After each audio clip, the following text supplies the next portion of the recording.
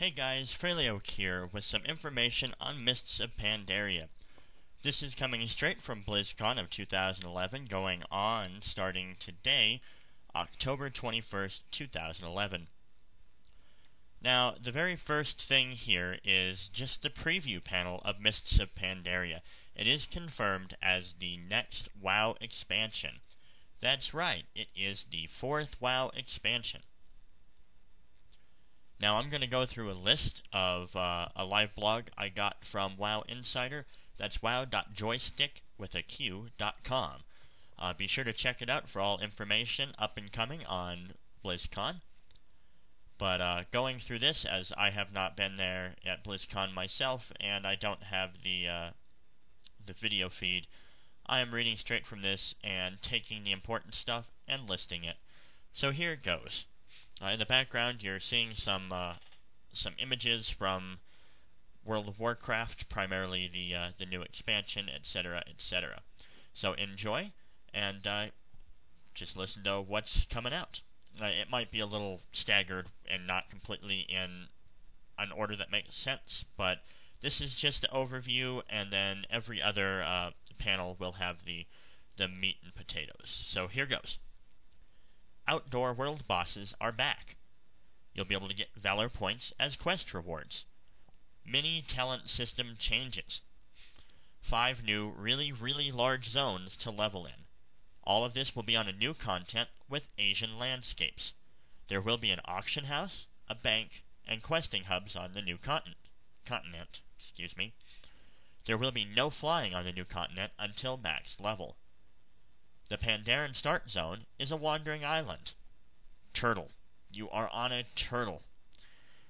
Neutral race. The Pandarans will be a neutral race, and you'll be able to choose Alliance or Horde at level 10. There are new races being introduced of NPCs known as the Jinyu, the Hozu, the Vermin, the Mantid, the Mogu, and the Sha. The Jade Forest is going to be the first zone on Pandaria, the new continent. It's very foresty, even more so than Grizzly Hills, and the Horde is on the north side, while the Alliance is on the south side. Temple of the Jade Serpent is the first 85 to 86 dungeon. Your goal is to remove the Sha from the dungeon. Valley of the Four Winds is the second zone. The north part is Pandaren farmland, and the south coastal jungle. You can choose either the north or south side for questing, as it's a very large zone, but you can always come back and do both. The Storm Stout Brewery in the Valley of the Four Winds. It will be in the Valley of the Four Winds. It's a new dungeon, and it's going to have a big presence in that zone. The farmland, the Pandaren farmland, will be completely unique, like nothing we've seen before. The Pandaren can be hunters, mages, monks, priests, rogues, shamans, and warriors. Their racial abilities, or their racial buffs, basically, are Epicurean, which is a 100% bonus to your food stats. Gourmand, something like that, is a plus 15 cooking. Inner Peace, which is your rested XP, lasts twice as long. And Bouncy, you take half of the fall damage when you fall. Now their different specs are the Monk Brewmaster, which is the tank. The Monk Mistweaver, which is a healer, a melee healer. You won't do lots of damage, but it's definitely a different type of healing style. And then the Monk Windwalker, which is melee DPS.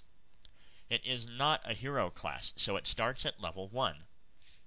Monk races can be Draenei, Dwarf, Gnome, Human, Night Elf, Pandaren, Blood Elf, Orc, Tauren, Troll, and Undead. Their goal is to hit a lot with their hands and feet, and stabs and fist weapons are making a comeback, especially fist weapons.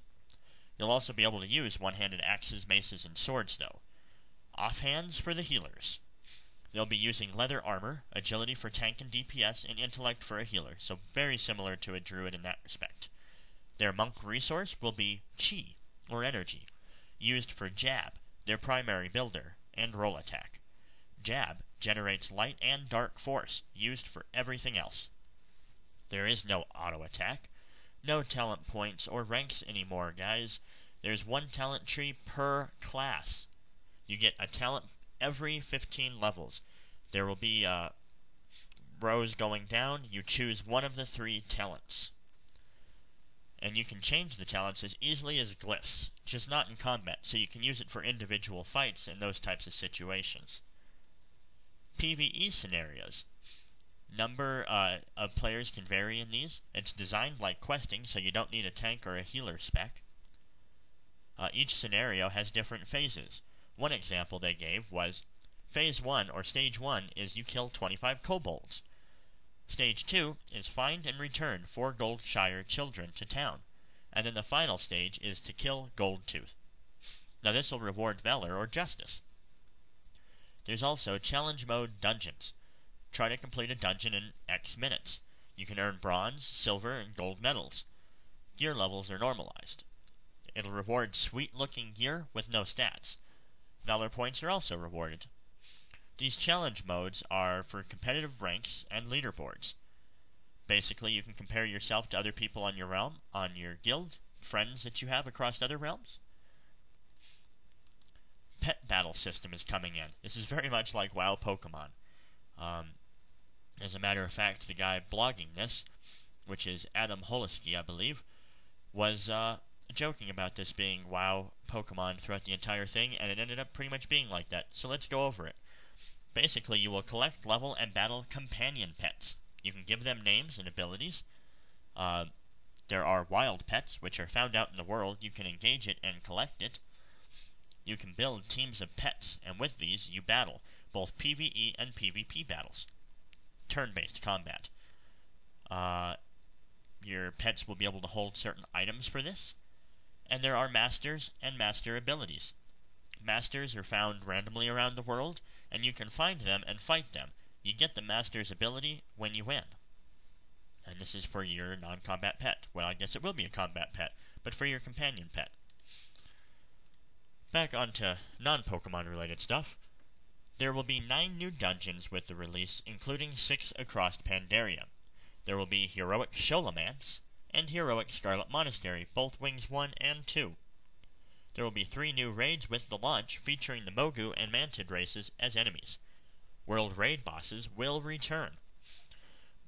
They want to focus more on adding in some more max level quests, sort of like the Molten Front type of thing, but right available from the beginning. More incentives to do dungeons, or for dungeons and raiders, that is, to do dailies. In an example here, do 5 dailies, do a dungeon. Roll on a piece of loot that only shows up for people who've done 5 dailies. Faction improvements. There will be a lot more ways to earn items that you want.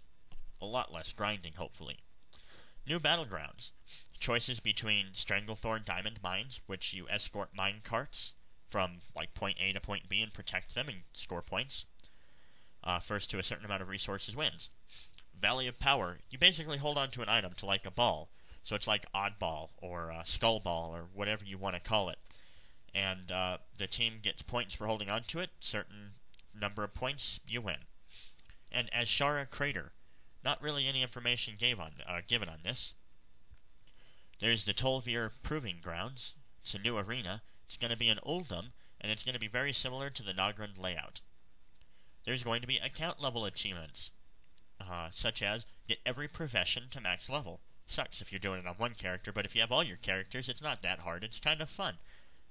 I've made sure on all my tunes that I have at least one of every profession. Now, here's something that's going to interest you hunters. Your minimum range, to where you actually have to be a certain ways away before you can shoot, it's gone. You can shoot right in melee range. Your melee weapons, they're also gone. The range slot for all other characters, all other classes, is gone. The relic slot is gone. Rogues and warriors will just be able to throw their melee weapons when they need to do ranged damage. Wands are main hand weapons. That way you can look like Harry Potter. There will be a unique resource for each warlock spec. Affliction will have the soul shards. Destro will have infernal embers. Basically you build up fire energy and then use them for a big nuke. And then Demo will have demonic fury. Once you get up to a certain amount of demonic fury and max that out, you'll morph into a demon. Buff totems for shamans are gone. There will be an Earth Grab totem, which is a big root. Repulsion totem, which keeps mobs from getting close, and Bulwark Totem, which absorbs damage. I'm sure there will be a few other totems along with this. Massive spellbook cleanup for all classes. Rotations are going to be improved. You'll automatically learn spells. Trainers will still be there for respecking, and there may be a new level 87 spell. Not confirmed yet.